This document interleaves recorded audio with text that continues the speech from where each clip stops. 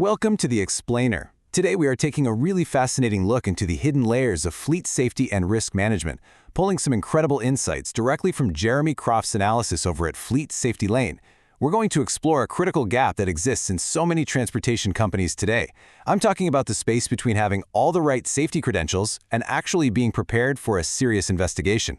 If you're involved in fleet operations, compliance, or risk management, you already know that keeping the wheels turning, well, that's only half the battle. Okay, let's dive right into this and uncover what it truly takes to build a bulletproof safety program. So, ask yourself this. Does a squeaky clean file cabinet mean your company is actually safe? It is incredibly tempting to walk into a safety office, see perfectly labeled binders, beautifully organized driver files, and just assume everything is running flawlessly. But, as our source material reveals, that assumption, it's actually a massive trap. We're going to challenge the idea that organized paperwork automatically equals true operational safety and look at exactly why you need a completely different mindset to protect your fleet. All right, let's jump right into Section 1, the power of credentials. Now, those credentials you see after a safety professional's name, like CDS, CSS, CSP, they absolutely matter. They represent genuine time, training, experience, and a real commitment to the profession. And honestly, to appreciate them, you just have to look at the reality of the trucking business. It is absolute chaos on a daily basis, right? Trucks break down on the side of the road, drivers call in sick, loads desperately need to move, and dispatch is breathing down your neck for answers right now. Maintenance teams are juggling competing priorities, all while someone in the back office is frantically trying to track down a missing drug test result or an expiring medical card. Good safety work and strong administration, they literally keep the entire operation from drifting into total disarray. It gives management structure instead of forcing them to just guess. But here is where we need to look under the hood. As Jeremy Croft puts it, a clean-looking file cabinet does not always mean the carrier is ready for a deeper review. This is our pivot point right here. This is where we descend past that surface-level order those safety professionals work so hard to maintain. Because while a safety credential proves you can manage a program, it absolutely does not mean you are ready for how an FMCSA compliance review, an insurance evaluation, or a plaintiff's attorney inquiry will actually unfold. Which brings us to Section 2, the checklist trap. You see, there's a massive, critical difference between just having paperwork and actually understanding it. Having paperwork? Well, that simply means a checklist confirms a driver file or a maintenance record physically exists in your building. You check a box. Done. But understanding it, that requires real analysis. It means looking at that exact same file and asking if the hiring decision itself creates legal exposure for the company. It means looking at a maintenance record and asking if repeated roadside defects are pointing to a much bigger systemic issue in the shop. A checklist tells you if a policy is written down. It definitely doesn't tell you if anyone actually follows it when the day gets busy.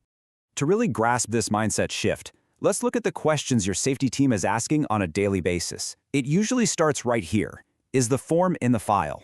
This is your basic, surface-level administrative question. It matters, of course it does, but it completely stops at the file cabinet. But watch what happens when we level that up. Do our records match how we actually operate? Now we're getting somewhere. This completely changes the dynamic. If you have a written policy that says one thing, but your dispatchers and drivers have been doing something entirely different out on the road for 6 months, an investigator is going to spot that immediately. Your records have to reflect reality. So, moving to Section 3, who is really in control? When a serious review happens, whether it's an FMCSA audit or a heavy post-crash investigation, listen, investigators aren't expecting perfection. Carriers are made of human beings, complex equipment, and unpredictable weather. Mistakes happen. What they absolutely want to see, though, is management control. Let's break this down. Take two completely different carriers. Both Carrier A and Carrier B get hit with the exact same roadside violation on paper. But Carrier A, they caught the violation internally, reviewed it with the driver, corrected it, and documented the coaching. The story that tells is that the system is controlled and highly responsive. Carrier B, on the other hand, just filed it away. They ignored it, and now similar issues are scattered across multiple drivers over several months. The story told there is that the system entirely lacks oversight. Same exact violation, night and day difference based on management's response. This leads right into Section 4, minding the gaps. Serious compliance problems rarely start with some huge explosion. No, they slowly and quietly build up in the blind spots, the spaces between your systems. These gaps are where the real risk hides. For example, your electronic logging device, your ELD system might say one thing, but hey, the timestamp on a fuel receipt puts the driver somewhere else entirely. Or your driver file might technically be complete, but it's missing pieces of actual driver history that scream red flags. Your maintenance records might look perfectly clean, but you keep getting cited for the exact same brake defects at roadside inspections. These disjointed records create massive gaps, and if nobody inside the company is connecting these dots, you are totally exposed. And here is the kicker. Here is why this matters so much. If the carrier does not connect the dots first, someone else absolutely will. And you don't want that. That someone could be a federal investigator. It could be an insurance risk engineer evaluating your premiums. A broker deciding whether to give you freight. Or, worst of all, a plaintiff's attorney after a severe crash. By the time they are looking, the pattern of negligence is already sitting right there in your own data, just waiting to be found. And that brings us to our final core concept in Section 5, the investigator's lens. Building the ultimate safety program requires 3 essential components working together.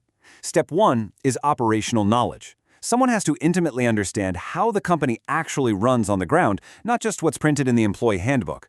Step 2 is compliance structure. This is where those safety credentials really shine, organizing files, managing drug testing, keeping maintenance policies sharp. But Step 3, this is the missing piece of the puzzle for most carriers, the investigator's lens.